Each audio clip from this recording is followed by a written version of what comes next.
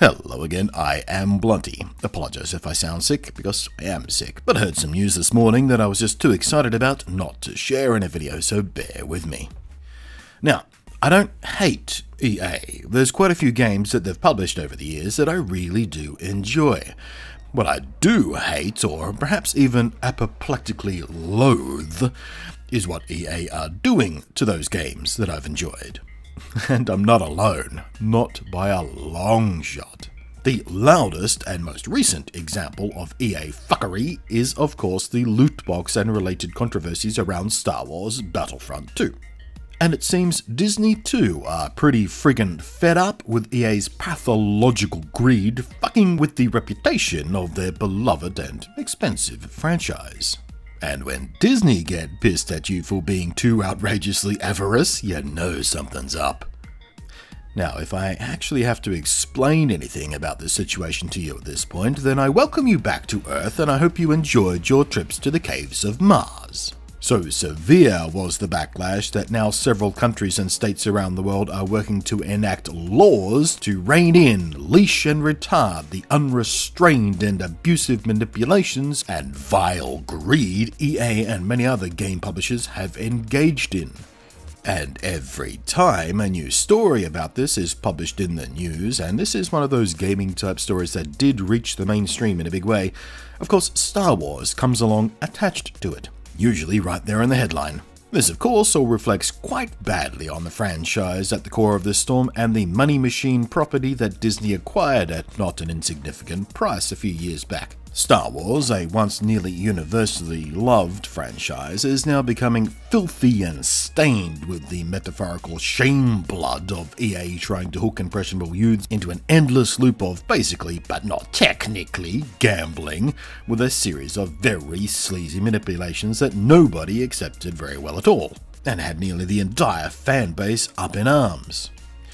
It was back in 2013 when EA first sealed the deal for exclusive license to publish Star Wars games, and right from the start, with its first effort, Star Wars Battlefront, EA began damaging the property's reputation.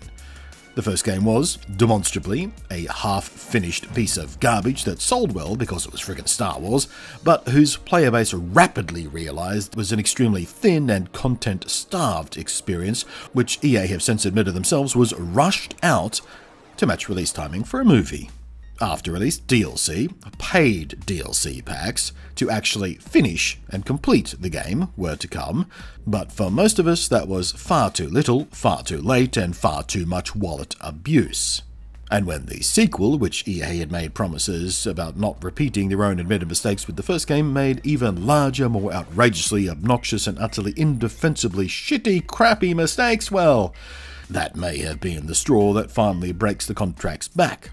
And all that's not to mention the aggressive fan outcry over the cancelled, story-driven, single-player Star Wars game that was being built by Visceral Games, yet another hopeless victim of EA's devouring maw. So what Disney got for their money was just two reputation-damaging, sales expectation-failing games, one of which was so egregious it triggered lawmakers to react against what it was doing to players, and one cancelled game in those 5 years since EA signed the contract.